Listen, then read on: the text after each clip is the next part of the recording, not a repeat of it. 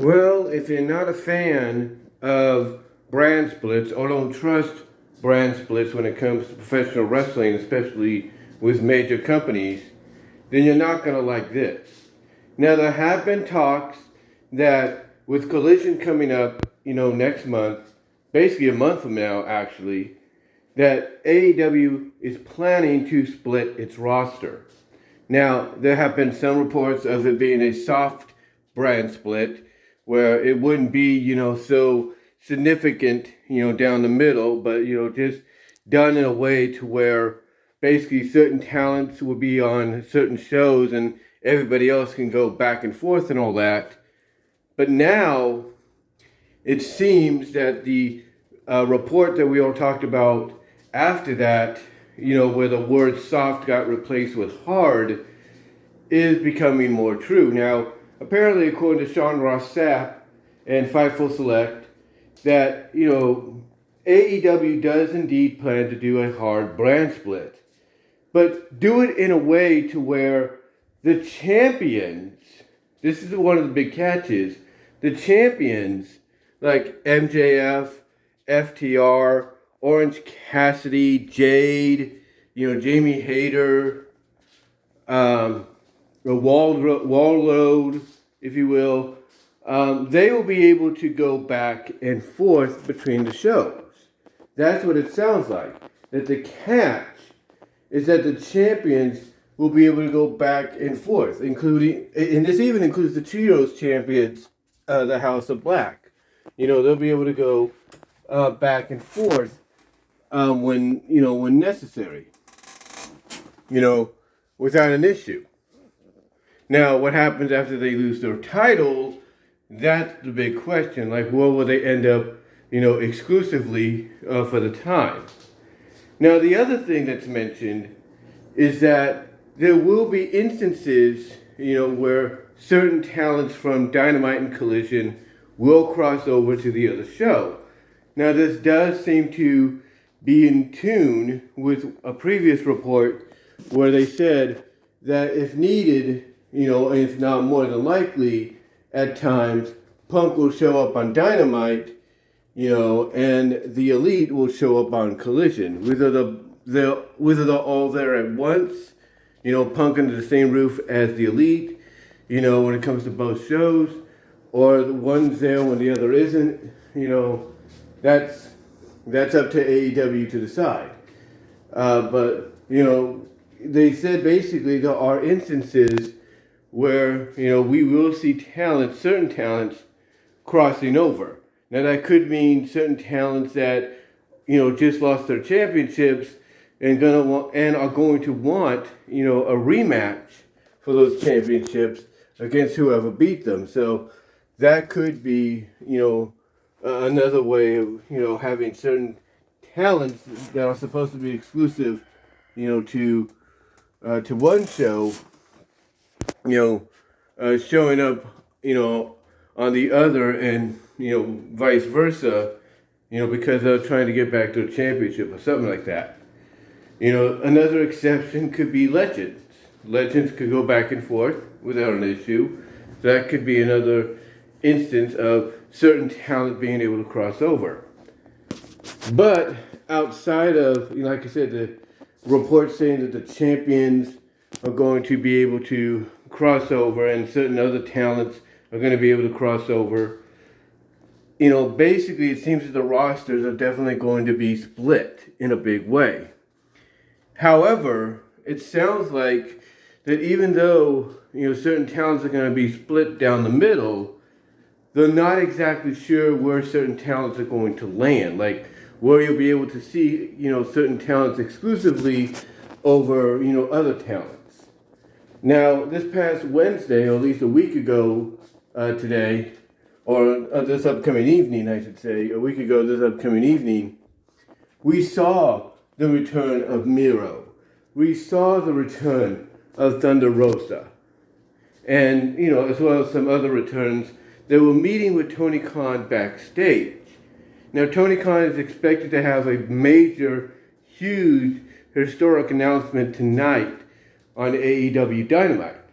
Now, a lot of people are pretty much perceiving that this has to do not only with whatever the rumored deal is, the possible $1 billion deal, that everybody, including myself, has talked about, that AEW could be landing itself thanks to Warner Bros. Discovery. But a lot of people have also speculated that it could have a lot to do with, hold on for a sec. It could have a lot to do as well with, them moving tickets and possibly nearing, if not selling out, Wembley Stadium for All In London, All In 2. And it could also be the major announcement of Collision debuting, which will feature the return of CM Punk on June 18th on TNT. It could be any one of them. It could be all of them. It could be all of them, all announced in one major announcement. So, so we just have to tune in, tonight to see exactly what that's going to be. But again, like I said, certain talent was seen a week ago during Dynamite showing up backstage and going into Tony Khan's office to talk to him. And according to reports, that apparently ties into what the announcement's going to be tonight, mostly when it comes to, let's say, Collision, and like I said, probably All In London, and the new potential $1 billion deal that they are having come their way, courtesy of Warner Bros. Discovery. Now, with all that said, though, is this the right move for AEW to do a brand split? A hard brand split. Well, you'll see certain superstars on Collision, or certain wrestlers, men and women superstars, whatever you call them, superstars, wrestlers, whatever. Is this a good move for them? Well, you'll see certain talent basically on Collision and certain talent on Dynamite, with the rare exception that certain talent, not everybody, but certain talent can go back and forth, between Dynamite, Collision, and, basically Rampage, Rampage right there in the middle, and then, of course, the champions being able to go back and forth because of the champions. Is this the right move to basically separate the rosters? Because apparently CM Punk and the Elite can't come to terms. They can't come to, a mutual agreement of, hey, let's put our differences aside and let's do business. Let's make some money off this, real life scenario and really play it up to where, we basically, how do you put it?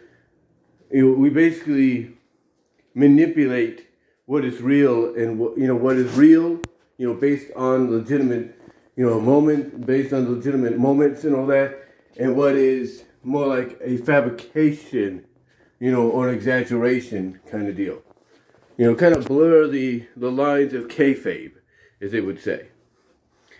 And, and it's a good question to ask because, this could be a good thing. This could be a good thing because it gives more talent, like let's say a Miro, who's been gone for a while. People have been wanting him to see, been wondering and wanting to see, him return and wondering, okay, when he returns, what will they do with him? What will his position be?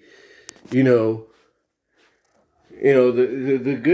good thing is people like him, people like, Thunder Rosa, people like Willow Nightingale, people like, let's say, Serpentico and, Serpentico and Angelico, as a tag team with Dr. Luther, it gives them opportunities to shine, gives people like AR Fox opportunities to shine, it gives people that normally you would see having to show up on Ring of Honor or Rampage or, before they got canceled, Dark and Darkalization, it gives them an opportunity to, be seen and be able to showcase, what they could do in front of a major worldwide audience, more so than they had done, in the past with the likes of, let's say, Lucha Underground and,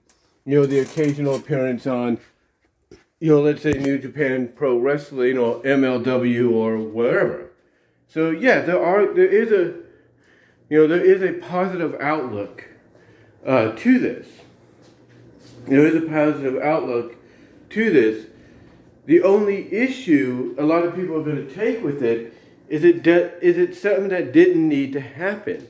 It's something that they could have easily avoided by just working out, whatever behind the scenes issues they had, or like I said earlier, coming to an agreement to put whatever personal issues they have aside, do business, and make money off this real life situation. But apparently that's not going to happen because apparently so far off being on the same page, it's not funny. Now some people have come out and said that this is a good thing, and some have even said it might make more sense than what WWE does with their drafts, and that is true. That is true. It might be a good thing, and it might make more sense because AEW does indeed have a massive roster, and you need to give people a lot of opportunities. You really do.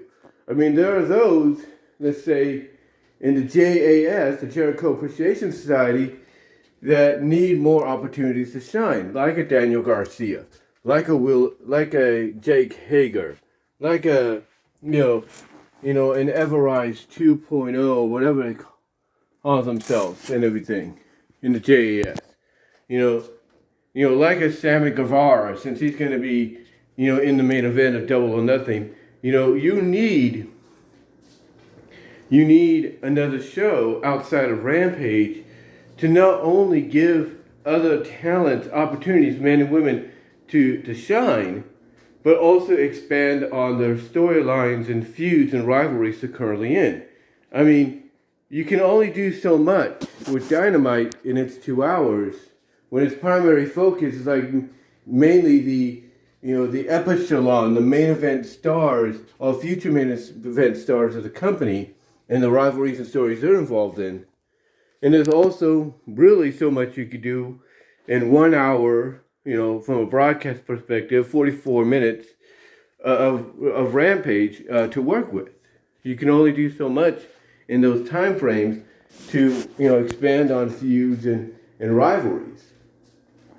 I mean, the fact that one of the biggest money-making feuds in the eyes of a lot of folks that AEW has, at the disposal, being Keith Lee against Swerve Shane Strickland, former tag team partners, tag team champions, in Swerve in All Glory, for the fact that, most of their program, most of the feud has been built on Rampage of all places, which is bouncing all over the place, apparently because of playoffs and baseball and whatever. That's not a good sign.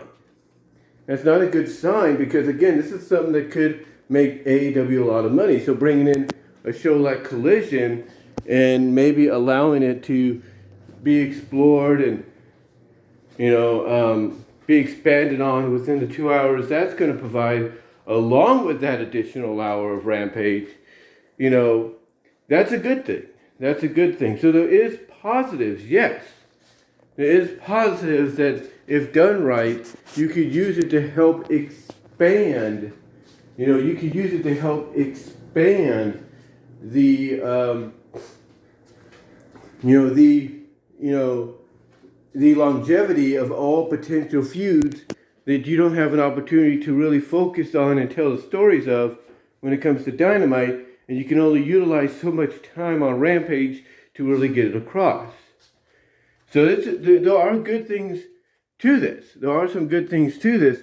The only thing is they have to basically make sure that they are able to commit to that they can basically ensure a lot of the talent that's going to agree to this, that whatever programs you're a part of, we are going to make sure you guys get focused. You guys are going to get the spotlight. So, they need to make sure of that. They need to, make sure that that is something that, happens and they follow through on. But right now, honestly, this decision to do the hard brand split, with the champions being able to go across, all three shows, both main shows, if you will, and the occasional rare situation where certain talent can go across, like maybe former champions after they lose their titles, legends, whatever. With those all being the exceptions, the fact that, we are going to get two different separate rosters, again, it's going to be a mixed bag, and it's going to get a mixed reaction from a lot of folks. I guarantee you right now, JD from NY206, of Off the Script, who's one of the best, I'll put it this way, one of the best opinionated YouTube wrestling analysis out there, content creators out there, I can guarantee you right now, he'll look at the positives of this, but he'll also look at the negatives. And believe me, when he looks at the negatives to this outside of the positives, as much as people will say he's an AEW fanboy and AEW suck-up, he will rip AEW a new one when it comes to the negatives of this hard brand split. The same with just Alex Hicks, of Alex's World, Alex Central. He'll do the same thing. Jason Solomon, he'll try to look at the positives on it, but he'll also kind of give his take on the negativity as to, why this is not a good deal and everything. And others as well, like Good Mike Work will do the same thing. Brian Zane will do the same thing. I don't know what Meltzer will say because he's close-knitted to AEW in a way, courtesy of the Bucks and Omega. So I don't know, I don't know what he'll say and everything. But people are going to give a mixed reaction overall. Some are going to be more positive than negative. Some will be more negative than positive, and some will be a decent, if not perfect, balance, on how they feel about it. Now, apparently, they have a strategic plan, in place, or they did have a strategic plan in place for this to happen, for this roster split and everything to happen. And hopefully, after the announcement tonight on Dynamite, we'll find out more, about how they're going to go about doing this. In the coming weeks, if you will, in the coming months, because again, Collision debuts literally a month from now. A month from tomorrow, I should say. It literally debuts a month from tomorrow. In Chicago, dubbed the Second Coming, live on TNT on Saturday night. Now, as far as the taping schedule goes. And everything, this is where it gets interesting. Because right now as we speak, as I just checked something here. Right now as we speak, AEW has 3 shows that they tape all within the span of one night. They do. They have 3 shows. Now, one of the shows, I think this week is back at Universal Studios, that being Ring of Honor. But outside of this next week or so of tapings, at Universal Studios Orlando, if that's where they're at, for Ring of Honor again, outside of that, AEW currently has 3 shows that they tape and air. That's, Dynamite, of course. And then before Dynamite, you get, I think, Rampage. And then after Dynamite, you get Ring of Honor. Or you get it the other way around. You get, Ring of Honor first, Dynamite, then Rampage. Or you get basically Ring of Honor, Rampage, and Dynamite. In one of those 3 orders, if you will. That's the current taping schedule right now. So you're looking at essentially basically about 4 hours of wrestling for fans to sit through. 2 AEW shows and a Ring of Honor show. And the way that's going to be, I guess you could say, fixed, if not, given a solution to, is starting in June, when Collision makes its debut a month from tomorrow, the way it's going to work out is, Dynamite and Rampage will be one taping. So it'll be Dynamite Rampage or Rampage Dynamite. And then as far as Collision goes, it'll be Collision Ring of Honor. So on Wednesdays, if it doesn't get bumped around due to scheduling conflicts and all that, you're gonna have Dynamite live, and before or after Dynamite, you're gonna have a Rampage taping. And then on Saturdays, again, depending on schedule conflicts or not, you're going to have a live Collision, and then before or after Collision, you're going to have a Ring of Honor taping. So you're basically going to get somewhat of the same kind of, I guess you could say, taping schedule that you got previously, with, Dark and Rampage, if not Rampage and Dark and, Dark Elevation and Dynamite. You're going to get that, but now it's just going to be Rampage Dynamite on Wednesdays or whenever they get shown, depending on schedule situations. And then on Saturdays, again, depending on schedule situations, you're going to get Ring of Honor and Collision. So, yeah, if you're in Chicago, and you're going to attend that second coming event a month from this week, and everything, as well as being the debut episode of Collision, if you're going to be in Chicago for that, then you're not only going to be watching AEW programming and AEW wrestling, but you're also going to get treated to Ring of Honor wrestling. So yeah, you'll get AEW and Ring of Honor all in one night, and that's going to be, what they plan to do going forward. But outside of that, again, like I said, this is a decision that really is going to have a mixed reaction to, by a lot of folks out there. I mean, I guarantee you right now, Sean Ross Sapp, who reported this on Fightful Select, and I got to give credit to also the Pro Wrestling Network's Facebook group page for putting this up there this morning. I can guarantee you, Sean Ross Sapp, who's initially reporting this, he's got his own opinions, as well. He might be more positive, about it, but you could probably tell when he talks about it tonight during his Dynamite review with Denise, if he's going to be doing it with Denise, that he's going to, like I say, he's going to try to stay positive on it, but he's also going to let, the truth be known. He's going to basically, kind of give it a piece of his mind. In other words, like I said, just like with JD and Alex and others, he's going to try to look at the positives, but he's also going to really rip into the negatives as to what this brand split's going to, bring, in the future. But again, we'll have to see what happens. A lot of people are going to say Tony Khan, even though this is great and everything, and it gives opportunities to talents that wouldn't really get the opportunities that they've been truly needing, this is all on you because, yes, it's great to have a second show, but you should basically have been man enough as a boss to step up and basically put your foot down and say, hey, you guys are going to work together whether you like it or not, and if not, there's the door. And not act like a fan instead. So we'll see what this leads to. We'll see what this leads to in the future as far as AEW is concerned.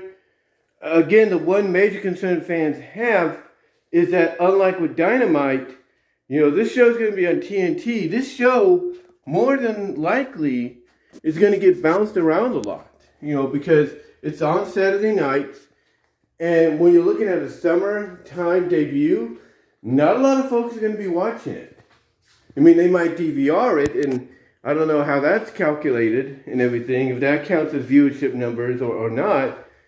But I guarantee you, and a lot of people have said this, nobody is going to be watching it as much on Saturdays, especially if it's not aired on Saturdays due to scheduling conflicts.